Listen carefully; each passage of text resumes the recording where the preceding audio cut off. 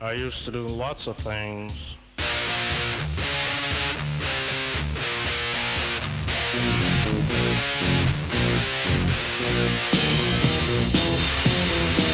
I used to do things and I'd say things and Jesus I was evil. Take things and break things and Jesus I was evil. I never shook baby. This is the Reckless Boo cast.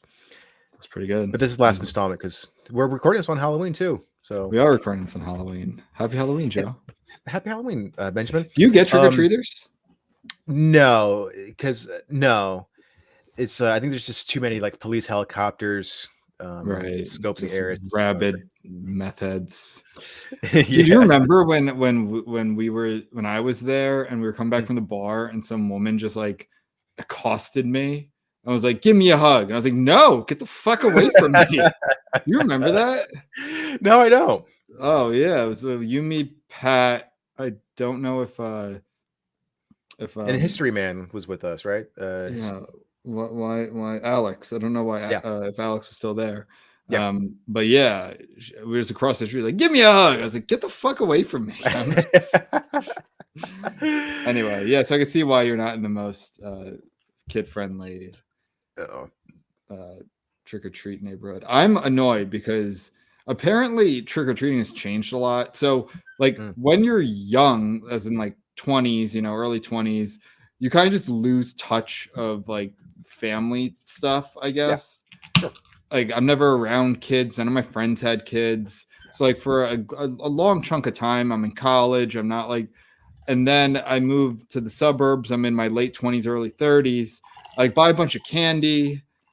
It's Halloween and like no one comes. And I'm like, oh, okay, that's weird. Yeah. Like, and then I was like, well, maybe like Halloween was on a Saturday. So they actually did the Saturday and not actually Halloween. Maybe that's it or something. But like, wasn't that either. And now like I tried like 3 years in a row and apparently they like go to certain neighborhoods now. Oh, and like, I guess I live on like somewhat of a busy street. It's like one lane and one lane. It's not like I live on a highway, but it's one of the busier streets in the town. So I can understand parents not want to like walk their kids down that way, but apparently it's not even that either. It's like certain neighborhoods. When I was a kid, you just walked around your neighborhood. Yeah. And if they had lights on, you went, and if they didn't, you passed it, and that was it. Yeah. And I guess that's not how it works anymore. Yeah, that doesn't surprise me. And I wouldn't be surprised if it's just sort of like because of apps and like neighborhood apps and like social media where it's like, a house or even a street that really goes all out in terms of like decorations and festivities. Like they're just like, hey everyone, like come to this place. And it's like, oh cool, let's go there instead of just going right down the street. Let's go across town to this other place. So I wouldn't be surprised if there's like an aspect of that. Yeah, there was I felt so weird today because I went for a jog. I go for a jog like every day. Yeah. And today I'm like, oh crap, it's Halloween. Like I noticed because it's not like people put up all their decorations on Halloween. Decorations have been up. There's one house that goes like all out. It's really cool actually. Yeah. I give them a pass because they were also the house that was flying a Canadian flag like earlier in the year, and I remember I like took a picture of it. I was like, there goes the neighborhood. But they always go all out, and they like really did. They have like a big Pennywise. And like tons of stuff, and it's like all caution taped, so you're not supposed to like go past it, but it's like a real big display. And I'm driving, there's this little girl obviously in a Halloween costume, and I have my headphones and she's like waving at me, and I'm like waving back. I'm jogging and she's like talking to me, but I can't hear her, and I'm looking around, I'm like, where are this kid's parents? Like no, there's no one else on the street. It's me and this little, and I'm in a black hoodie with my hood up. I look like the kind of person who would take a kid. Yeah. And I'm like, wait a minute, am I being set up here? Like, I'm just like, I wanted to say like where, and then she was like on the lawn a little. So I'm like, oh, that's probably her house. Yeah. The door's open, but like the screen door was shut, like the glass door. I'm going to assume that's her house, and I'm going to keep jogging. But I'm like, you know what? There's too much shit nowadays where I'm not going to go like, what's your name, little girl? End up all over the news. I like your costume. Oh, man. Yeah. You got any plans for tonight, man? You're just doing No, like I said, I bought a bunch of candy the first year. I was all excited. Yeah. I was like, oh yeah, like now I get to be the adult, and hey, you crazy kids, just take one. And I love those memes though. I saw such a good one. It was like a big bowl of like pho. If I say take pho, one slurp. one slurp. That's really good. There's one where it's like a big bowl of like scrambled egg, and then it was just like take one handful per kid. My friend's dad. So like as a kid, like a bunch of kids would come to my house, and my friend, the one I was talking to you before we started recording, where I'm going this weekend.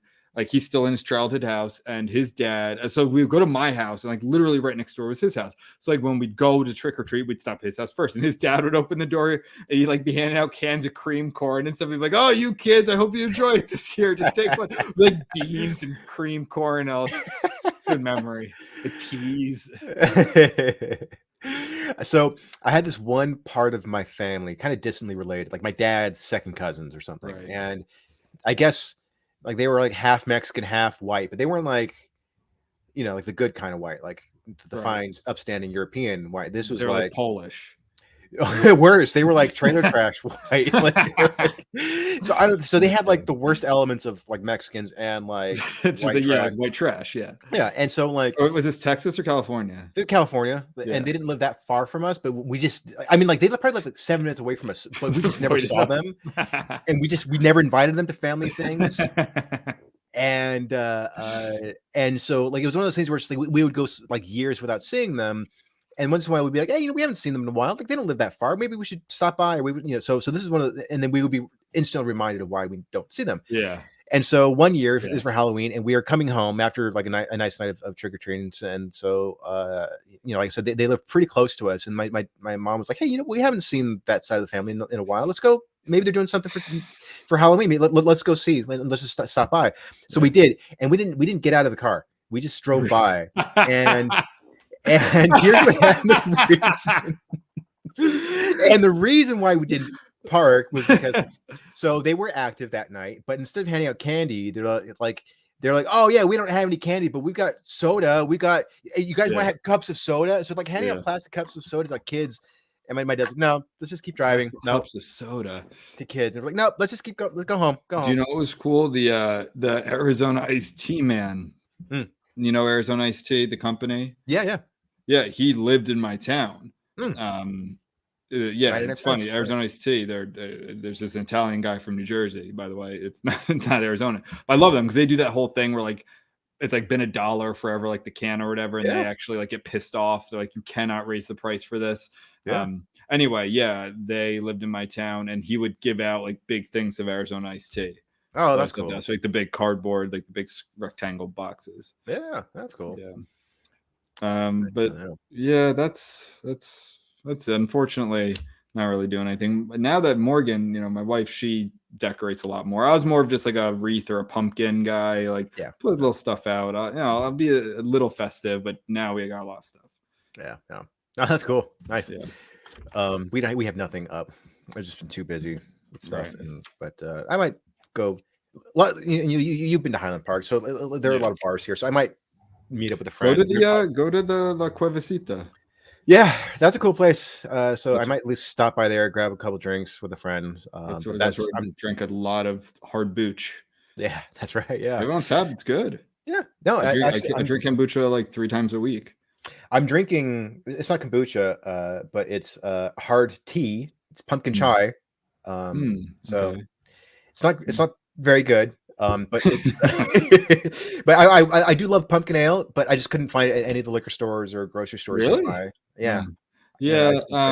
Pumpkin ale, that stuff, like I like it for like a change up. Like if I can't drink like pumpkin ale or raspberry or any of that like all night if I'm having like a few drinks. Like I thrown in there. I like it. I haven't had pumpkin ale in a while though. But I like once in a while. All right. Anyway, it's HorrorFest. Yes. And we actually got 5 weeks of HorrorFest this year. Hell yeah. Just the way that October was. I'm like, hey, we actually get an extra week. Usually we do 4 subgenres. But we're like, let's do an extra week. So I'm going to talk about 2024 horror. You're going to do just indie stuff you've been watching. Yeah. Anything? Oh, do you want to do the Tarantino thing first? Actually, yeah. Let's talk about some topical stuff. Okay. Do you want to read it, or you want me to? Bring it up? Yeah. I'll pull up the quote here. So this was on the Bret Easton Ellis podcast, and Tarantino was on it, and so he starts talking about his problem with like remakes and basically kind of like Hollywood's sort of tendency to run out of ideas and just kind of remake the same things over and over again. So he goes, it's one after another of this remake and that remake. People ask you, have you seen Dune? Have you seen Ripley? Have you seen Shogun? And I'm like, no. There's 6 or 7 Ripley books. If you do one again, why are you doing the same one that they've done twice already? I've seen that story twice before, and I didn't really like it in either version, so I'm not really interested in seeing it a third time. If you did another story, that would be interesting enough to give it a shot anyway. And he starts talking about Shogun, which I have not seen. I didn't even know that it was actually a remake of a series from the 80s. Yeah. I didn't know it was a remake. I've read the book, and I didn't know it was a remake until I read this. I tried watching it on, I think it's on Hulu. The new one or the old one? The new one. I didn't like it. I couldn't finish it. I was like, I'm just not paying attention. It looked. I love the cinematography of it, but I have not. I've only seen clips of it. I haven't watched it. I've heard generally good things about it, but yeah, I don't like it. So he singles out Shogun here right now. I saw Shogun in the 80s. I watched all 13 hours. I'm good. I don't need to see that story again. I don't care how they do it. I don't care if they take me and put me in ancient Japan in a time machine. I don't care. I've seen the story. Yeah. I mean, it makes a good point. So, like, here's the thing with this. I have not listened to. So I was just saying before we start recording, Bret Easton Ellis. He's great, by the way. If you don't know who he is, he's most famous for writing American Psycho. I've listened to his podcast. Unfortunately, it's like not on Spotify anymore. I follow it, hasn't updated in like years.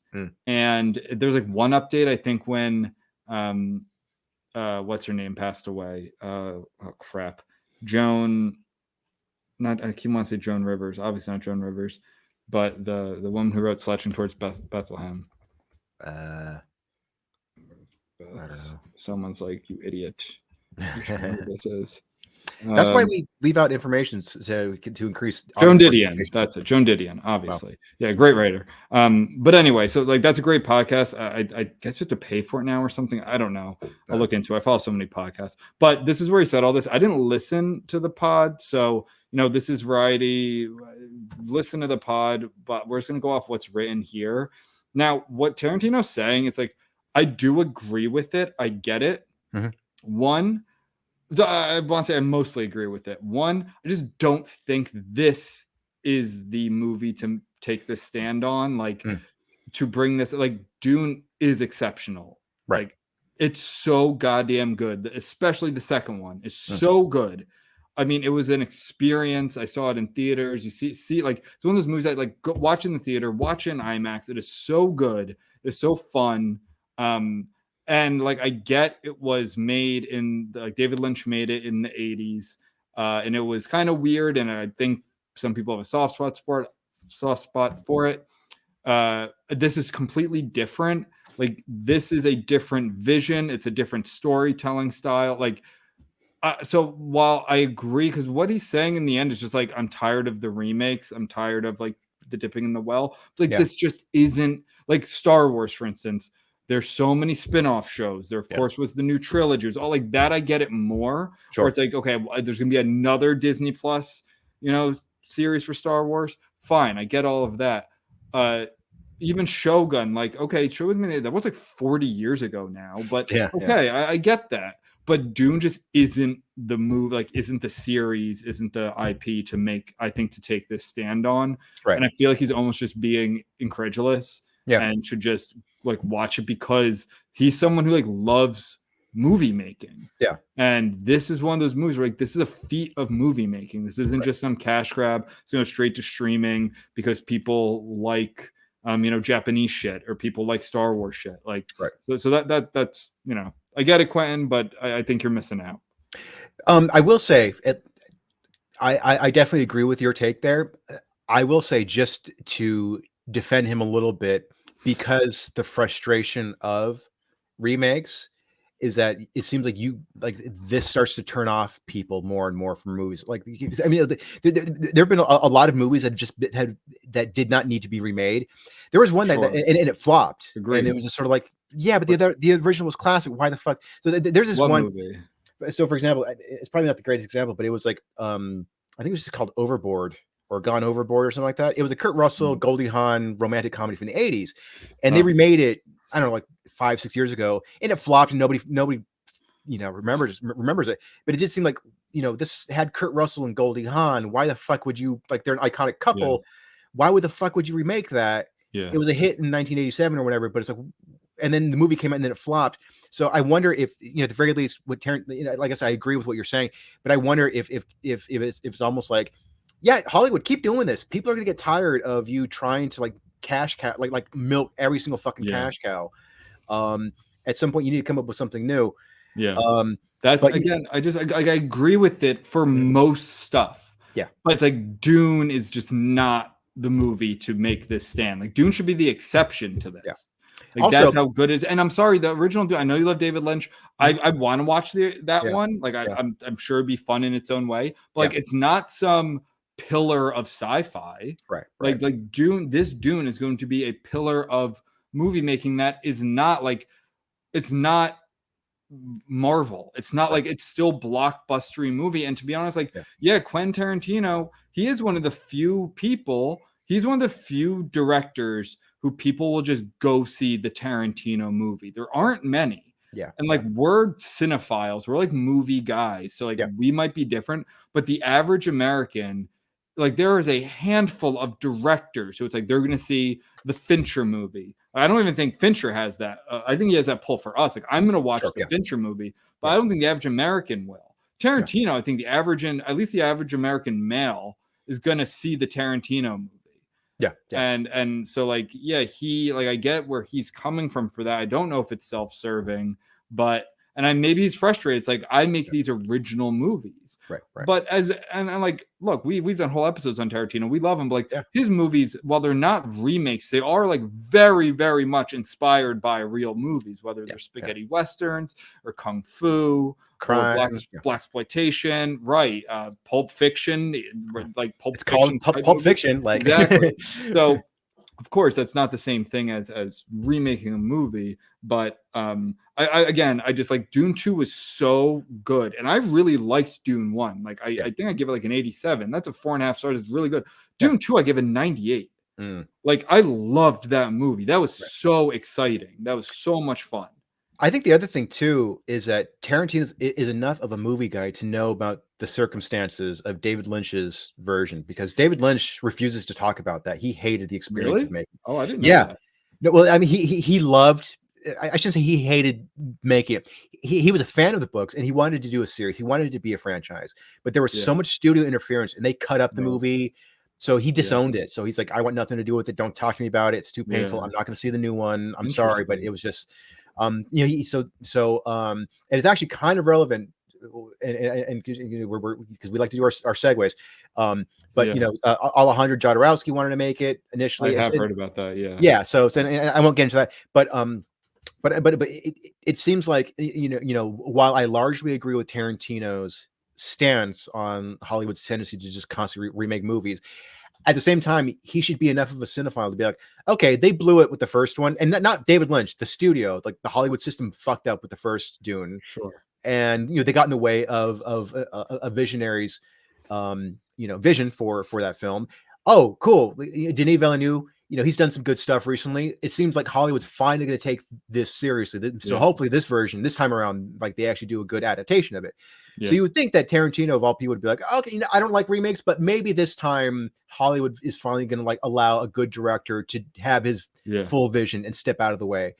I mean, Villeneuve, it's not like he's some schlub. Like he's a great director. This isn't Michael Bay's Dune. This is not exactly.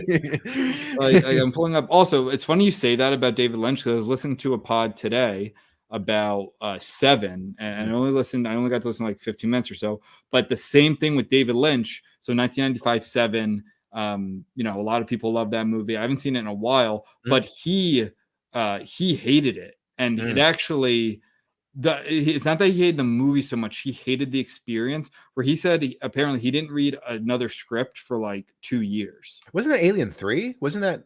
No, that was the Alien 3 was his first movie. So 7 Yeah, was but I know he second. hated that because of the studio interference. I think this It was 7, just though? think he had a couple bad. Yeah, it was 7 shit. also. I love 7. 7 rules. Yeah, But, 7's a great movie. Again, I haven't seen it in a while. Right. But yeah, it's very funny how you see these similarities. I'm trying to find his. So here's his filmography. I mean, I didn't like Blade Runner 2049 all that much. I thought it was way too long and slow. But I'd probably do another watch. Like Arrival, Sicario, Prisoners are all great. Enemy I liked a lot, but Prisoner, Sicario, and Arrival are all fantastic. I haven't seen Incendies yet. That's what's really good. It's on my list. I haven't seen the 3 before that. But yeah. But I think he's at the point now where he's become like, you know, a name brand where it's like, you know, even if he does like a low budget, you know, a lower budget romantic comedy, it's like, you know, he's enough of a talented director. It's like, I'll probably check it out just to see what he does with the material. Yeah. Same, but you know, you and I have said the exact same thing about Tarantino. Even if he does something that's completely different from what he normally does, it's like, I'm watching Tarantino's anything talented. he makes. I'll check it out. I'll give it a chance at There's least. a bunch of directors like that. Anything they make, I might not see it in theaters right away. Tarantino's I would, but like anything they make, I'm gonna watch. Like David Lynch did a PG-rated Disney movie, and it's like it was. I think it was called The Straight Story. I have not seen it, but everyone says it's terrific, and I think it got an Oscar nomination for the actor. That's actually on my list too, but I can't. Yeah, about the old guy on the and he goes on a cross-country trip on a tractor or something. Oh, yeah, I don't know. It sounds familiar. I didn't even remember what it was, but it's on my list for some reason. So yeah, David Lynch. I've seen trailers, and it's just like it just seems like David Lynch did that. He just did like this heartwarming PG-rated movie for Disney. Yeah. But I want to check it out. You know what I want to watch? Inland Empire. Oh yeah. Yeah. It's a long one, but it's pretty cool. But anyway. All right, let's get into the horror. Tarantino, if you're listening to this, Quentin, watch Dune. All right, do you want to go first, or do you want me to go first? Yeah. So I was talking about Alejandro Jodorowsky, and he is. I'll give a quick intro to him. I've only seen a couple of his movies, but he's got some interesting. What is he? Because I was just about to bring that up. And his first name and a Polish last name, probably Argentinian. He's all over the place. He was born to Jewish Ukrainian parents in Chile. Southern South America, like Argentina, Uruguay, Chile. They'll have like Guillermo O'Donnell. That was like a writer we would read in like history class or class. Yeah. And we don't even talk about Argentina and Germany, but how they're the pillar of the white race. Yeah, exactly. So he's got but then he also spent a lot of time in Mexico, but he's like of mostly European descent or something. Like he's got he's got citizenship in Chile and France. All over. There's a huge singer in Mexico with my last name. Really? Yeah, I forget her name. It's like it's not like Maria D'Alessio, but she's like a famous singer, and she's Mexican, but her last name's D'Alessio. Huh. Yeah. Well, anyway, so he was a very Alejandro Jodorowsky is a very experimental filmmaker, avant-garde. I've only seen 2 of his films, The Holy Mountain, which is a weird. That one came out in the early 70s, and it's kind of like, you know, a midnight sort of driving classic. It's just how it's one of like it was definitely the sort of movie that like people would get high and go see because it's just such a weird. What the fuck is acid western? I know El Topo. I just looked that up. I was like, what? I don't know. I've never heard of that genre. He's part of the Panic movement. Who is this guy? I don't know. I think I only know him from the Dune, you know, kind of side story thing. Yeah, I didn't see his filmography. But he did a pretty cool horror movie in 1989 called Santa Sangre. It is an avant-garde, surrealistic, psychological horror film, and it's pretty weird. So it's about this guy, like the main protagonist. He grew up in like a sort of circus, but they're kind of a culty circus. And then his parents were both like sideshow performers, but then his dad, like in a fit of his dad was a philanderer, and he gets caught by his wife fucking some other chick. And then like in revenge, like in this fit of anger, he chops off her arms. And so nice. And so now the son, he's returned to, like, he's an adult now, and he's returned to the circus, and now he is his mom's arms. So she's alive, but she's armless, and so he, like, she'll be at a dinner table, and he'll, like, be behind her, and then, like, he'll put on, like, these dainty gloves, and he'll pretend to be her, and then they go around and start killing people. It's a really weird, bizarre. It's, like, beautiful and horrific at the same time, but it's There's also a lot like, of Jodorowsky's in this. yeah, it's a whole family affair. There's a whole sequence that's like, it's a funeral for an elephant. Like, they just have, like, this big, massive fucking coffin, and they throw it off the edge of a cliff or something. Like, it's a weird, bizarre movie. I mostly like it, but it's not a movie that if you're looking for a straightforward horror movie, don't watch this. But if you're looking for something that's like beautiful and passionate and horrific, and experimental and sentimental yet disgusting, check it out. It's yeah, it's a I haven't seen any of his movies, by the way. I've only seen Santa Sangre and Holy Mountain, and they're both, again, it's almost like David Lynch in a way, where it's like, it's kind of hard to say whether you like, or like, it might take a few watches before you can say, oh, I actually like it. It's just like, what the fuck am I watching? Yeah, I don't know if I like it, but I can't stop watching it. It's fascinating, and I'm trying to figure out what I feel about it. And then, but if you watch it a couple times, you're like, okay, I can see the artistry. There's some pretty cool stuff here. So yeah, that's sort of a weird little rarity that I'm. You watched that recently? Yeah. The second time I watched it, I definitely enjoyed it a little bit more this time than the first time. So yeah. Do you want me to share? So I'm doing all stuff from 2024, which is good, because I don't think I've seen a new horror mainstream this year. So it varies. There's been some really good stuff, which is fun. So this movie, it's like, I consider this a 2024 movie because it was like only briefly released, like, in London, I think, and some select theaters, but it was widely released in 2024, and that's, to me, what matters, because that's what counts for like the Oscars and things like that. So this movie, I think I briefly talked about before. It's called Out of Darkness, and it is categorized as Paleolithic horror. It's a really good movie. It's like early man, and so it's like a group of humans who are, it's like really desolate and barren, and they're just trying to survive. And it's about, like, there's still Neanderthals and there's humans, and they speak a made-up language, which is really cool. And one of them is kind of like an outsider, and there's all this superstition. One's kind of like the mage, the magi type guy. One's like the leader, the kind of big, strong guy. There's a pregnant woman, and it's kind of this group. And while I think it might be sort of a stretch to consider this horror, there's like one pretty scary, kind of gross scene. I'd say it's more of a suspense, even a thriller. But they call it Paleolithic horror. But I'm really bringing up more because it's like a really good movie. I gave this a 90. It's like this is like low budget. I think it's shot in parts of like Scotland where it looks like, there's like no one there. It looks really cool. Yeah, it's a movie that it's like the story of humanity. It's like this microcosm of humanity, like persevering, starting over, this sort of thing. And I just really love this movie. I'm blanking on the director here. Andrew Cumming. Yeah, that's it. Andrew Cumming. It's just really cool, and highly recommend it. And I think you can get it on. I streamed it from somewhere, but it's very good. Yeah. Upper Paleolithic Europe, 45,000 years ago. That's pretty cool. That's interesting. So I'm looking at the Rotten Tomatoes description here. A survival thriller reduced to the bare essentials, Out of Darkness offers a chilling reminder that the horror of looming death might be humanity's most universal experience. That sounds pretty cool. Yeah, definitely more thriller than horror, I would say, because like there are horror elements earlier in the movie, but this is the highest rated movie on this list that I've seen this year, and I wanted to give it its due.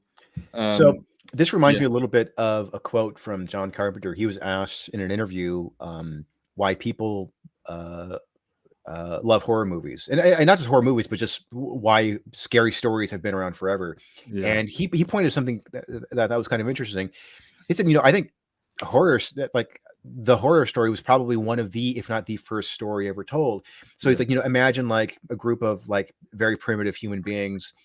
They're sitting around a campfire, and then there's a shaman.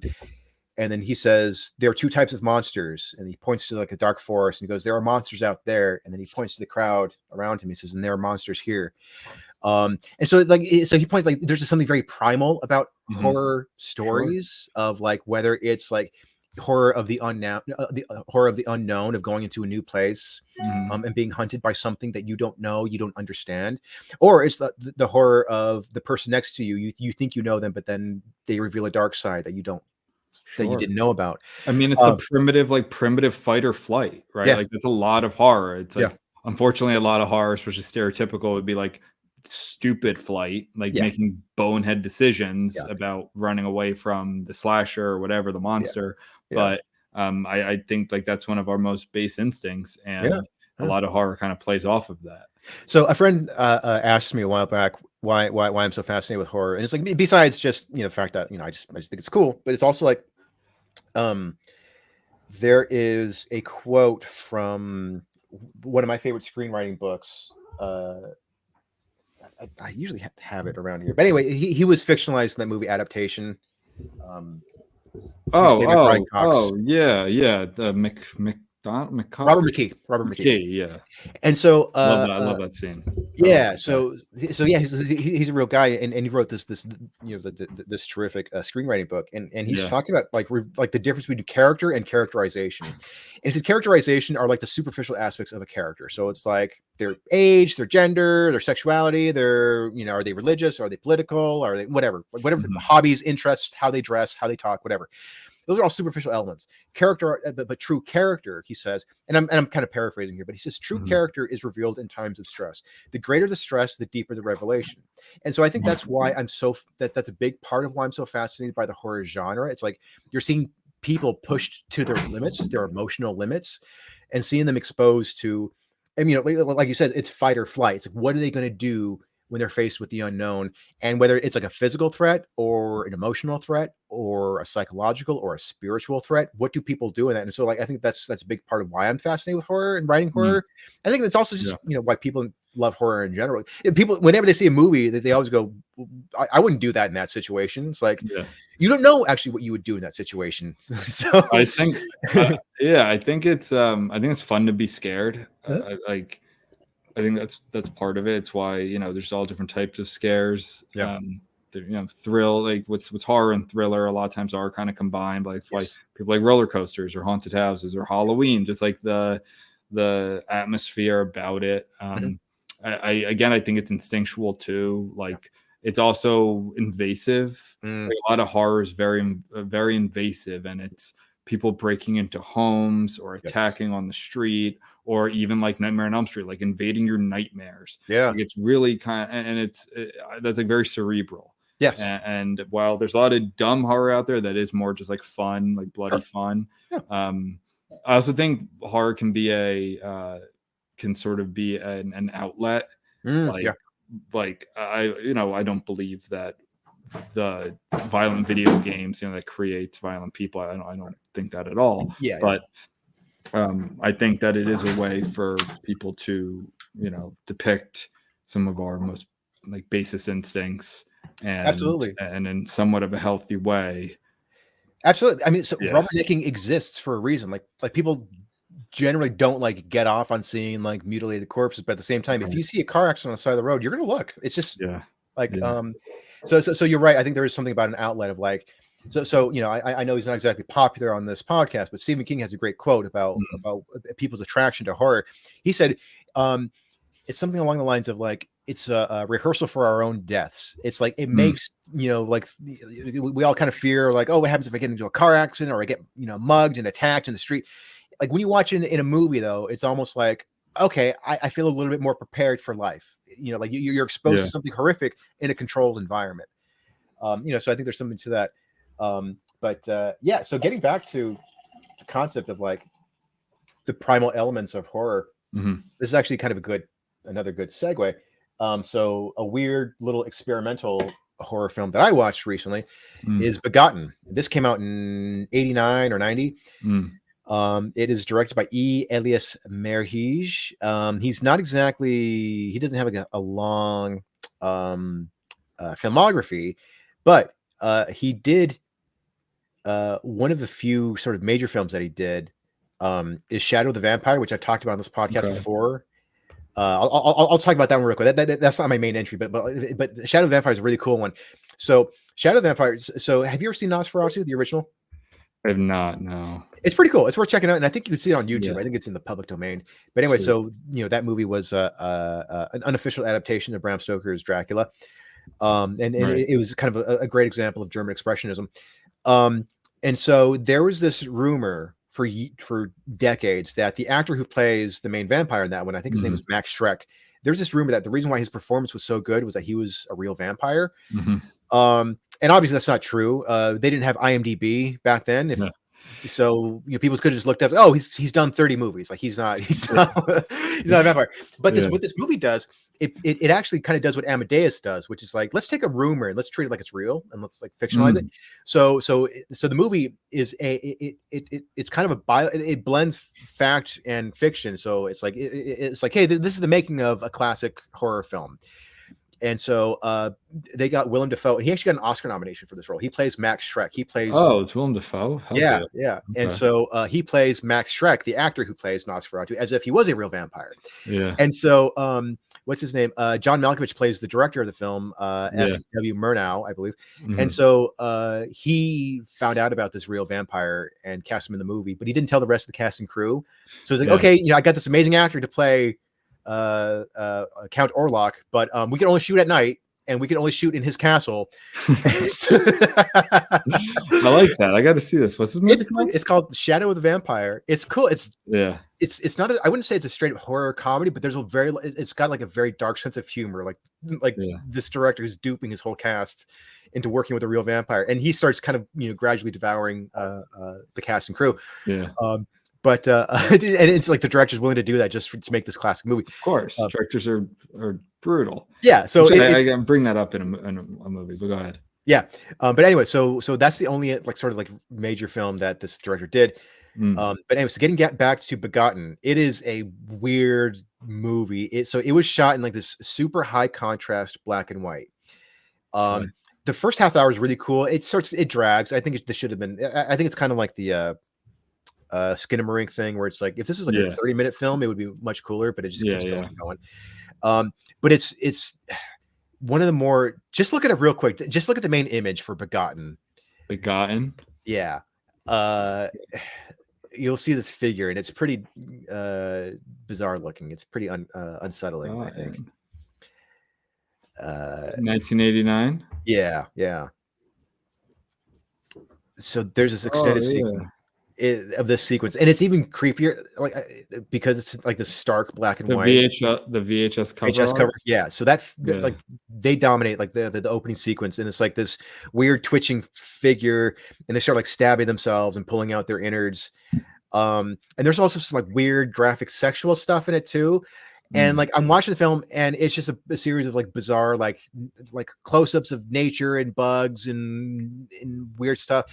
Like I said, the rest of the film kind of drags, but that opening sequence is really disturbing. And I didn't find out until later that it's actually meant to be kind of so it says it draws on creation myths. So it's kind of like the birth of Earth and humanity. So it's almost a little biblical in a way, but it's just depicted in this bizarre, unsettling way. I don't know if I'm gonna watch this one. It's weird, but can I read the first sentence? Go for it. Yeah. So for the plot, inside a small shack, a robed figure disembowels himself with a razor and dies after cutting open his abdomen and removing his internal organs. The next sentence is, a woman in white then emerges from his mutilated remains. She brings the corpse to arousal and uses his semen to impregnate herself. Yes. Yeah, I don't know if I need to see that. Time passes, and Mother Earth, now visibly pregnant, stands beside the coffin of the man. She gives birth to a fully matured yet malformed man and abandons him in the wilderness. Yeah, so it's just kind of like it looks cool. Like Yeah. these photos look really cool, but Yeah. I don't know if I need to see that. Yeah. But it's there's some really cool images in it. So yeah, All right. Begotten. Check it out if Yeah. you're Yeah. in a fucked up mood. So Yeah. If you're having a rough day, exactly. that'll make it worse. All right. Let's do. I think did we talk about last night, Late Night with the Devil on this? You touched on it. Yeah. Did you want to on cover more of that? Well, it's really good. It's Smolkin yeah, gave it an 89. It's like a single location, but it's shot and it takes place in the 70s, and it looks like it's in the 70s, like the way that it's shot with the looks like it's on film. It might be on film. It's just really cool and inventive and fun and scary, and I just really highly recommend it. David Desmalkian is one of those actors who's always like in stuff, like you see him around, you probably don't know his name. A lot of times he's kind of like a creepy weirdo. He might be in Prisoners. Is that right? Isn't he in Prisoners? He's shown up in some Marvel stuff. Has in he? Ant-Man movies, and he showed up in James Gunn's Suicide Squad. James Gunn Suicide Squad? Yeah, he played Polka Dot Man. All right. Well, I haven't seen that stuff. He's got a unique look. He was also in The Dark Knight. He played like an insane guy who was. Yes, that makes sense. He usually plays like a weird, insane, creepy guy, and in this he's a TV show host. He's kind of like always trying to catch up to Johnny Carson. He's always kind of like number 2 in the ratings, and where does it go from there? What does he do? Maybe we did a whole episode on this term, but or not. I don't know, or not, or he didn't do that. Other stuff I'll say kind of quickly. Long Legs. A lot of people are talking about Long Legs. I really liked it a lot. It's very. So Nicolas Cage is great. He's really good in it. In fact, he's not in it enough. I would say he's super creepy, and he has a meltdown scene kind of, which is fun.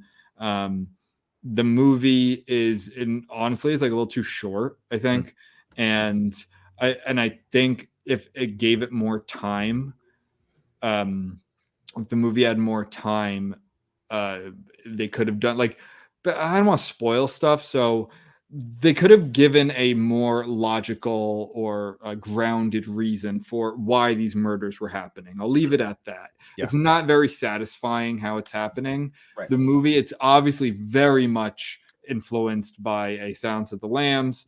The actor, I think her name's Micah Monroe. She's really good as very much like a Clarice Starling character, kind of a quiet, cerebral FBI agent who is trying to catch this killer. Or is he a killer? Does he convince other people to kill? What's all that? Is she more involved or whatever? Right. It's definitely like a fun, creepy, scary-ish movie that I give it an 85. So it's really, really good. If it was a little longer and they maybe changed the ending a little, and they honestly just put Nicolas Cage on screen more, it would have been a lot better. Right.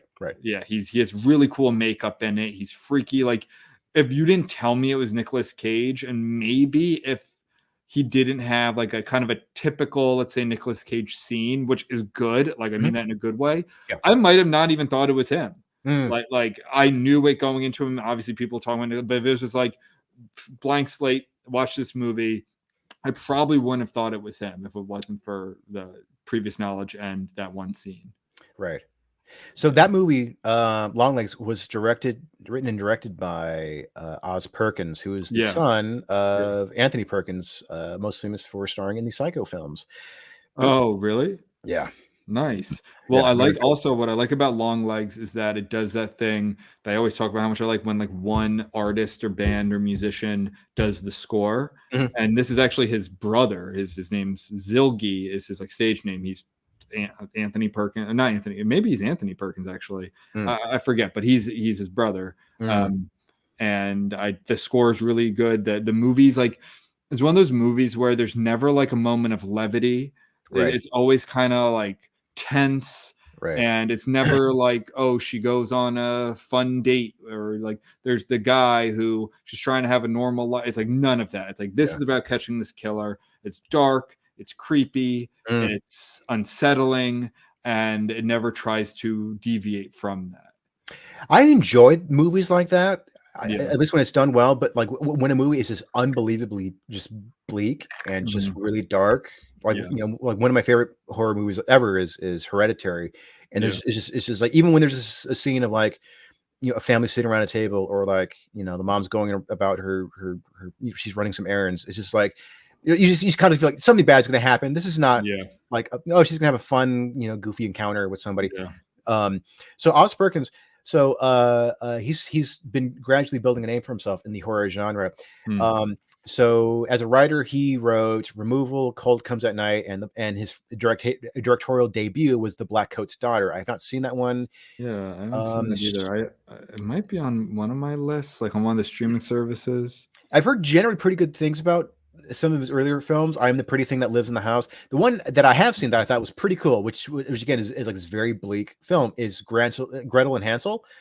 It's a really dark fantasy horror film, and it's, obviously it's a take on Hansel and Gretel. It's a PG-13 movie, so it doesn't get too graphic, but it's still like it was a pretty cool, like dark gothic stylish horror film.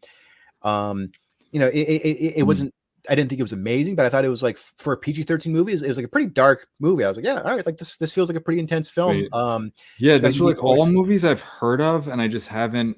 Let me see. I haven't seen Cold Comes at Night. No, I haven't seen any of these. The Monkey is coming out. I have heard some stuff about that. It's based on a short story by Stephen King. Gotcha. Oh, and by the way, his brother's name is Elvis Perkins. Who's Zilgi. Anthony Perkins. So Anthony Perkins was Norman Bates. Okay. Yeah, and Oz apparently appeared in Psycho 2 briefly. As young. That's cool. Norman Bates. Okay. So I'm glad that I would feel bad for him if he was like being pigeonholed as a horror guy because of his dad, and his connection to Psycho. But it seems like he's just really embraced it. It's just like he seems to genuinely love horror and is just going all in. So he's definitely somebody where I'm like, okay, like if I see his name at the helm, I'll probably check it out. So. He's in Nope also, so he acts too. He's in Nope. He plays Friend Bachman. I don't remember who that is. All right, he's in a lot of stuff actually. All right, not bad. Legally Blonde. It's a pretty scary movie. So want me to keep going, or do you want to share one? I'll share one. Someone that I watched recently is a film from 2010 called Beyond the Black Rainbow. This is a pretty cool one. You might dig it. It's got like a very 80s vibe. It's like Stanley Kubrick meets David Cronenberg. So this I'll just read the IMDb thing, because like it's more succinct than I can do it. But it's like, spanning over 2 decades of research and innovation from the 1960s to the early 1980s, the Arborea Institute, a secluded New Age commune and a state-of-the-art research facility, and the pill-popping psychiatrist Dr. Barry Nile are particularly interested in their newest specimen, the female patient Elena. To begin understanding her mind-boggling telekinetic and telepathic abilities, the demented doctor keeps Elena heavily sedated and in a constant catatonic state. However, her capabilities are unfathomable. What are Dr. Nile's deeper intentions? This has a really cool style. I wonder if years from now, this era of filmmaking will have like it's a name. Like, I don't know, like maybe it's called like the neon horror genre. Yeah. So remember, was it Possessor? What about it? Do you remember the style of that, where it has like this very bleak, very cold, but also like very stylish, very neon, like, it's like scenes take place at colorful nightclubs, and there's like scenes that are very glaringly, bright, and scenes that are very dark. There's something about that, or like Gaspar Noé type movies where like it's just shot in like, there's a lot of bright colors. Okay. Possessor, I would say, was somewhat like that. I loved Possessor. Possessor was cool, but this one came in 2010. So I feel like from like the early 2010s to like the early 2020s, there's like this sort of like tendency towards of like small to medium sized budget horror films, like semi indie films where it's like it's very stylish, it's very neon, but also very dark. It's very cool, like modern cinematography. So this film is very much in that style. It's very 80s. It has like this heavy synth style soundtrack, and yeah, it's there's a lot of like Stanley Kubrickian characters talking very stilted manners, in a very stilted manner, but like, and there's long takes of like a character just staring into a camera, with like this, like long droning music. And the main character, like that chick, Elena, she's in a laboratory, like this, like sitting by herself in like this bright white room, but the doctor is like in this, like he's in a room that's, it's all like bright red light. So it's just like this very cold. Well, he did. So I'm looking here, Cosmatos, who directed that. That was his first movie. He then 8 years later he did Mandy.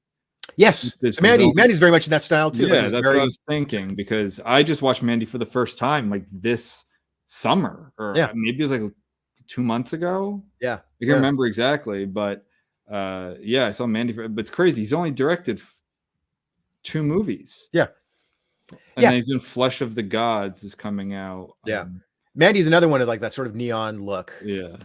Mandy was cool. I like that with Nick Cage. I like that. I liked Mandy. That was a very metal movie. Like, yeah, dude, that movie's kind of fucked up in some ways, but yeah. So do you remember like that big weapon thing that he has? Yeah, it's badass. Do you know where like that design came from? I think you told me, but I can't remember. There's a band, an 80s like thrash death black metal band called Celtic Frost, and I think it was based on the F of their logo. If you look it up, you'll see like, oh, that's where he got the weapon from that band's logo. Yeah, that thing is gnarly. Hold on, I want to see what I gave Mandy, but anyway, yeah, it was cool. I can't believe this guy, he's done 2 movies in 14 years. Yeah, and his dad did a lot of big 80s action movies. Yeah, I read that his dad was Italian, like Greek Italian. Yeah, George P. Cosmatos. He's mostly doing Rambo: First Blood Part 2. And there were a few other ones that he did that were pretty big. Cobra. Oh, Cobra. I've seen that. That was a pretty cool one. I gave Mandy an 80. Yeah, Mandy was good. Really what about you? So I'll be quick here. I just want to. I know I've talked about Monolith a little. Again, that's another movie that I feel like was a COVID movie that then was released later. Very eerie, creepy, like podcast. Honestly, like a podcast centric movie. That's why I say COVID. It was like you can like there were a span of movies that you could just tell were shot during COVID, because it's like a lot of characters are over the phone or like internet, and this is she's a kind of disgraced journalist who I think like defamed someone who she was like convinced was committed a crime and didn't cover her tracks, and but then she like comes on. There's like this black box thing that's this. It's a tough movie to articulate, but it's very creepy and fun, and I definitely think you should check that out. Yeah. A surprise from this year was The Last Omen. Oh yeah, just because like it's like for me that's just slop. Like, okay, Omen movie. There's been how many of them? I know what I'm gonna get, and it really surprised me. It was much better than I thought it was gonna be. I was like, I'm just gonna watch this because this is what I do, and I watch these kind of movies, and it'll be probably like between if it's really bad, it'll be like in the high 50s. If it's pretty good, it'll be like in the high 60s, the low 70s. And I give it 83. Really, really interesting. Yeah. Some great like body acting, like possessed stuff. Just very good for like how many Omens have there been now? Like a bunch of Omens and remakes and sequels. Yeah. So like very much a surprise. Abigail, I give a 70. It was pretty good, but it's definitely like it's a vampire movie, but not like the Twilight suck your blood vampire. We're talking like gnarly teeth, rip your throat out vampire. And this is a exceedingly bloody movie. Like one of my critiques of it was it's very long. Like, but that being said, I definitely remember it gets better as it goes on. Yeah. There's also a Danzig song featured in it, which is great. Cool. Promote that, but it's like a super like almost over the top bloody movie by the end. Do you mind if I just run through what Yeah, I yeah, have go for here? And then Amelia's Children. This I give a 74. It was pretty cool. I like it. It was Portugal. I thought it was kind of a cool setting. It's about like these twins that are separated very young. So like one grew up, I think, in America and one in Portugal. It's the same actor. The problem is like this, like right away, I'm like, this guy's not American. Like you can just tell. But he's supposed like because it's the same. It's one guy. He's not a real twin. It's like they do that thing where they can be on the screen at the same time, but one is like he's a Portuguese actor. So that was kind of annoying. But it's definitely a weird movie. It's like it's all about like a folklore Portuguese witch woman and how is she still alive and is it really her, and let's just say it gets kind of gnarly with how she's like all messed up with like plastic surgery. It's like, well, how old? Like she looks horrific. She looks disgusting, but it also kind of like masks, well, how old is she really? That sort of thing. It's definitely worth the watch. It's pretty cool. A Quiet Place Day One. I gave it 75. It's pretty good. It's the third installment at this point. I thought Quiet Place was really fun when it came out. Yeah. This one, it's good. It's fine. Yeah. It's I saw the first two. I thought they were solid. Then this one I would say so. I don't think 3 lives up to the first 2. I can't remember what I gave them, but I definitely don't think I gave them the 70s. But this is okay. It's pretty good. A couple more. It's What's Inside. I watched this 2 nights ago. I give it 86. It's a really good movie. It's a Netflix movie too, but it's like not a horror movie. Really cool premise of this guy, like, it's a bunch of friends, like young, probably, I don't know how old they're supposed to be. All the actors are like their late 20s, early 30s. I think they're supposed to be a little younger than that.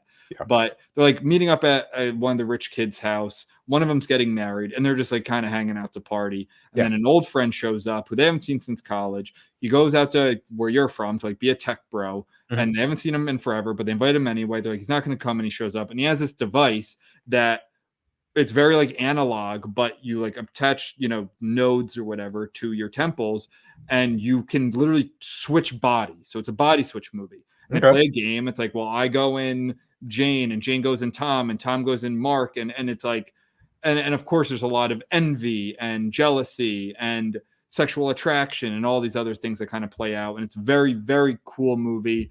This is not a horror movie. It's billed as one. It's not. So don't watch it going in to watch it for a horror movie. Watch it because it's a good movie. Yeah. And what can I do? 2 more? Yeah, go for it. Maxine.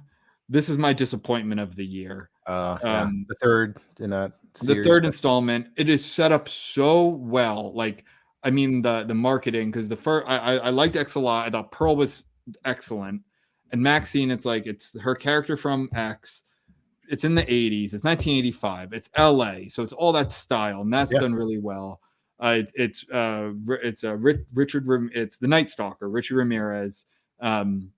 It's gory. It's bloody. There's some nasty parts to it, but like this story just falls apart. It's really weird. It tries to do a whole like kind of they kind of ascribe politics from today onto it that makes no sense. It's like, I don't know. I don't want to spoil it, but this isn't it's an okay movie. I give it 66. It's more of a like, there's one movie that I got to pick each year that I'm like, go do it again, like remake it. This is it so far. I'd be like, go make this again. This is so much potential. You built this story for number 3, and this is just a huge letdown.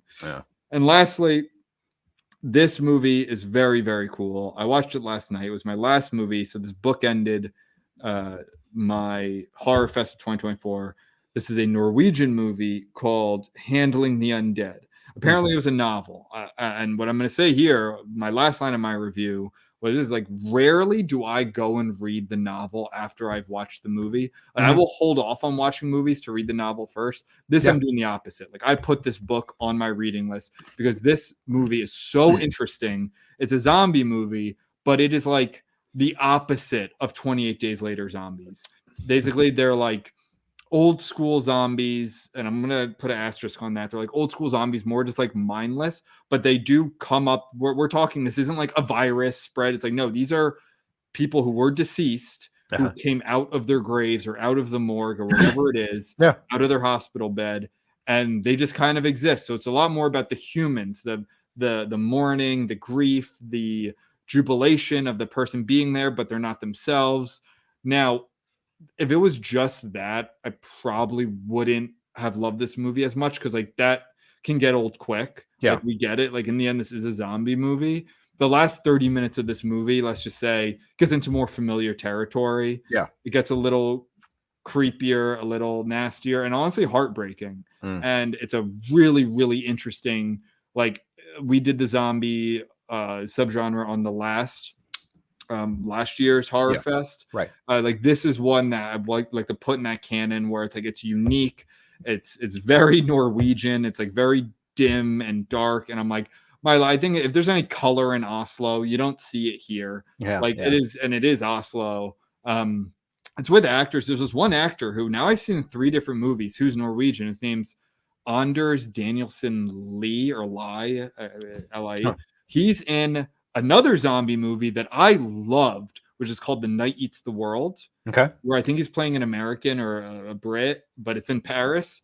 And that movie ruled. And it's funny that in 2 of the 3 movies, I've seen this guy in their zombie movies, but they're like very different zombie movies. That one, they have their own kind of spin on zombies, where they don't, what's so creepy about those zombies is that they're silent. They're honestly sound more realistic, because they'll like chomp their teeth and stuff, so you hear that noise, but they're not like moaning, they're not saying brains, they're not screaming, but they're like fast in that sense, and they're like monomaniacally focused on eating people. So they're cool in that sense, but these zombies are like quiet, they kind of groan, but they're not, I don't know. It's a really cool movie, and the ending is worth the payoff. It's not very long. I think it's 90 some minutes. The last half hour really kind of gets to you, though. Nice. I like, one of my favorite insults, and it's usually levied at, say, either a hack journalist, or like someone's very smarmy and smug, or like some obnoxious member of a presidential of a president's cabinet. One of my favorite insults that gets is lodged at them is like, he seems like the kind of guy who in a zombie apocalypse movie would get bitten by a zombie and not tell anyone else. Just like this smarmy, arrogant, just in it for himself, not self-sacrificing at all. I was like, every group has one, That's good. That's a good insult. So I'll bring up one more. I don't think I've ever talked about this on the show. This one, I didn't. It's funny. It was remade. I didn't even know it was remade. So this one came out in This one came out in 2014. It is from Austria. It's called Goodnight Mommy. Have you seen it or heard of that? Definitely have not seen it. I don't know if I've heard of it. So it was remade in 2022 with Naomi Watts, and I have not. I didn't even know about it. But I heard. It's like a creepy mom, like a I haven't seen the remake, but I've heard of it. So the original, from what I heard, the remake is not very good, and everyone said it was very unnecessary. But the original was terrific. I was very surprised by it. So it's these 2 boys. They are raised by their single mom. She just had some extensive plastic, like facial reconstruction surgery done, and so she just got back from the surgeon, and her face for most of the movie is in bandages. But the mom she's acting very differently towards the boys, and so now they go on this quest to find out, like, has their mom been replaced? By some creepy. I will not. I will not give anything else away, because it is definitely a movie where it's like, I did not see that coming. Holy shit. And I thought it worked really well.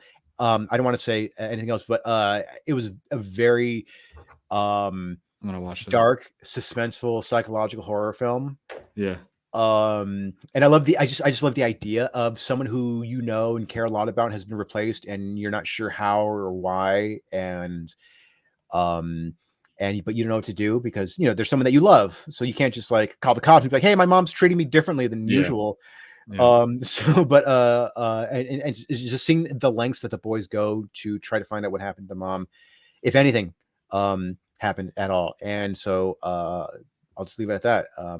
So I definitely recommend this one. Yeah, It's not a supernatural thing necessarily, or well, don't give me anything away because I want to watch this. I want to watch this. Anyway, just check it out. It's a pretty cool, twisted. It's not super gory, but it's got a few nasty moments. But yeah, check it out. It's worth.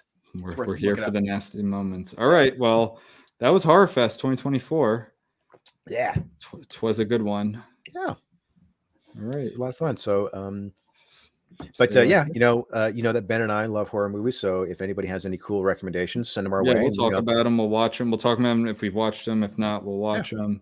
Or anything. It doesn't have to be horror, but that is one of the focuses. But send them our way. We'll discuss them on the pod, and you should check out our page or Medium page, our Twitter, Instagram. Yeah, Twitter, Instagram, Patreon. If you want to become patron, we have merch, different tiers.